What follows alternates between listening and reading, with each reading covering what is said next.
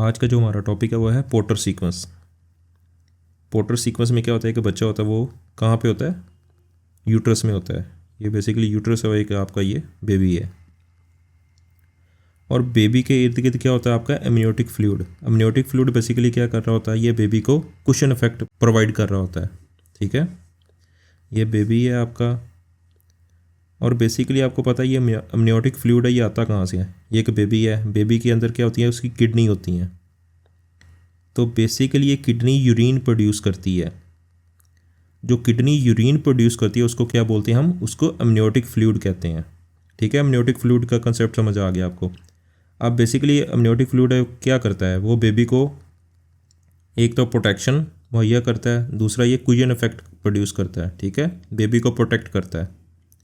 अब देखें यहाँ पे लिखा हुआ है पोर्टर सीक्वेंस में ओलिगोहाइड्रोमिनास। ओलिगोहाइड्रोमिनास का मतलब क्या होता है, आपका एमनियोटिक फ्लूइड कम हो जाए उसको बोलते हैं ओलिगोहाइड्रोमिनास।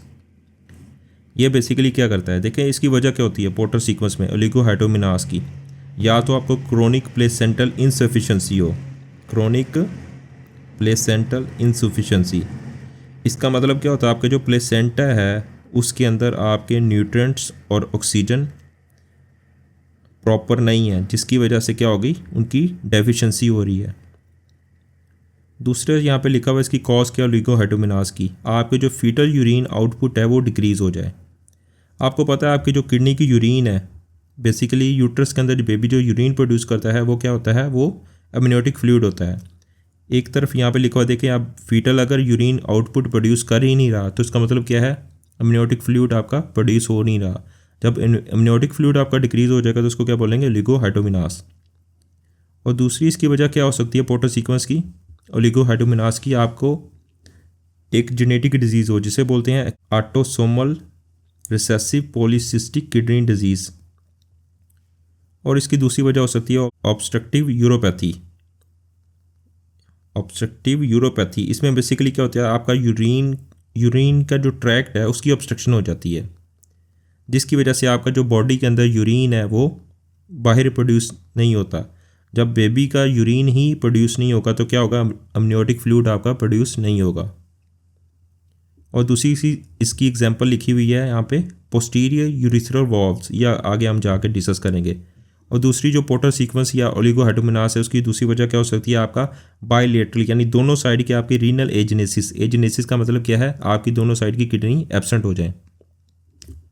अब इसे लाइन बाय लाइन डिस्कस करते हैं। यहाँ पे लिखा हुआ है ओलिगोहाइड्रोमिनास, इसमें बेसिकली क्या होता है, आपका एमनियोटिक फ्लूइड वो डिक्रीज हो जाता है। दूसरा यहाँ पे लिखा हुआ है जब ओलिगोहाइड्रोमिनास यानी एमनियोटिक फ्लूइड डिक्रीज होगा तो आपका जो डेवलपिंग फीटस है वो कंप्रेस हो जाएगा, क्योंकि आपको पता है एमनियोटिक फ्लूइड क्या कर रहा है, आपको कुशन इफेक्ट और प्रोटेक्शन वाले इफेक्ट प्रोड्यूस करता है। देखें इसमें क्या होगा, आपका एमनियोटिक फ्लूइड एक तो प्रॉपर नहीं होगा। जब आपका प्रॉपर एमनियोटिक फ्लूइड नहीं होगा तो क्या होगा, आपका जो फीटस है वो कंप्रेस हो जाएगा।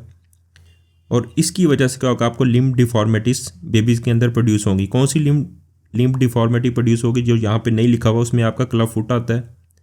और दूसरा इसमें क्या होगा, फिर इसके साथ फेशियल अनोमलीज आएंगी। फेशियल अनोमलीज में क्या होता है, पेशेंट का जो क्या होगा, लो सेट एयर्स होंगे, रेट्रोगनेथिया होगा। रेट्रोगनेथिया का मतलब क्या होता है, इसका मतलब होता है आपका रेट्रोगनेथिया का, आपका जो स्मॉल जॉ है, आपका जो जॉ है ना, जॉ लाइन है, आपका स्मॉल लोअर जॉ होता है, उसको बोलते हैं रेट्रोगनेथिया। और इसमें क्या होगा, फ्लैटेंड नोज भी होते हैं।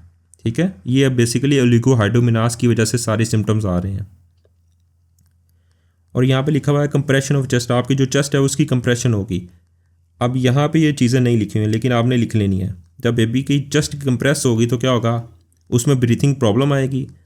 जब उसका ब्रीथिंग प्रॉब्लम आएगी जिसकी वजह से क्या होगा, बेबी की ब्रीथिंग में प्रॉब्लम है, जिसकी वजह से क्या होगा, वो अपना एमनियोटिक फ्लूइड है वो स्वालो नहीं कर पाएगा।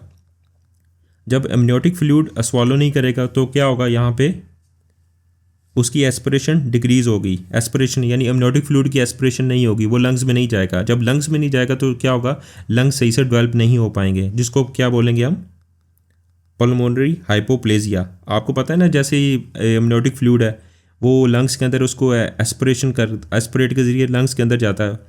जब एस्पिरेट करता है लंग्स के अंदर जाता है तो क्या करेगा, वो एल्वुलाई होते हैं वो मैच्योर होते हैं। अब यहाँ पे लिखा हुआ, यहाँ पे जब वो एमनियोटिक फ्लूइड है वो लंग्स के अंदर जाएगा नहीं तो क्या होगा, वो एल्विलाई के अंदर भी नहीं जाएगा, जो जिसकी वजह से लंग्स क्या होगा आपका अंडर डेवलप हो जाएगा। और उसकी वजह से क्या होगा, आपको कौन सी डिजीज़ होगी, पल्मोनरी हाइपोप्लेजिया। अब यहाँ पे जस्ट एक लाइन में आपको चीज़ें उन्होंने क्लियर की हुई हैं। अब देखें यहाँ पे लिखा हुआ है आपकी कंप्रेशन, चेस्ट की कंप्रेशन हो जाएगी और इसकी वजह से लेक ऑफ एमनियोटिक फ्लूइड है वो डिक्रीज़ हो जाएगा, यानी डिक्रीज़ आपका एमनियोटिक फ्लूइड की एस्पिरेशन होगी। कहाँ पे जाएगा, नॉर्मल आपको पता है ना, ये फ्लूइड की एस्पिरेशन होकर कहाँ पे जाता है, एस्पिरेट होकर लंग्स के अंदर जाता है और उसकी वजह से क्या होगा, पल्मोनरी हाइपोप्लेजिया हो जाएगा। ये बेसिकली कॉज ऑफ डेथ बनेगी पोर्टर सीक्वेंस में। अब यहाँ पे निमोनिक लिखा हुआ है, अब सिंपल निमोनिक यहाँ पे लिखा हुआ है बेबी कांट पी, यानी जो बेबी है वो यूरिन प्रोड्यूस नहीं करेगा। आपको पता ना बेबी का यूरिन क्या है, वो बेसिकली एमनियोटिक फ्लूइड है। जब एमनियोटिक फ्लूइड नहीं होगा तो पेशेंट क्या होगा, ओलिगोहेडोमिनास होगा। ओलिगोहेडोमिनास होने की वजह से क्या होगा, बेबी क्या करेगा, पोर्टर सीक्वेंस की सिम्टम शो करेगा। अब यहाँ पे लिखा हुआ है पोर्टर सीक्वेंस की, यहाँ पे निमोनिक लिखा हुआ है, पी से क्या है, पल्मोनरी हाइपोप्लेजिया। आपको मैंने बता दिया क्यों, क्योंकि एमनियोटिक फ्लूइड है वो बेबी उसको स्वॉलो नहीं कर पाएगा, वो लंग्स के अंदर नहीं जाएगा, जिसकी वजह से पेशेंट का फीटस का लंग्स है हाइपोप्लेजिया होगा। हाइपोप्लेजिया का मतलब कहता है फीटस का जो लंग्स है वो अंडर डेवलप होगा। और ओ से लिखा हुआ ओलिगोहेडोमिनास, टी से ट्विस्टेड फेस होगा।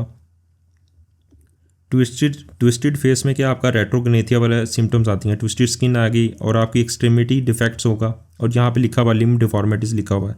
और दूसरा यहाँ पे लिखा हुआ है उसका रीनल फेलियर इन यूट्रो। देखें जब रीनल, ये किडनी है, जब बेबी का किडनी का रीनल फेलियर हो जाएगा तो क्या होगा, यूरिन प्रोड्यूस नहीं होगा। जब यूरिन प्रोड्यूस नहीं होगा तो एमनियोटिक फ्लूइड क्या होगा, डिक्रीज़ हो जाएगा।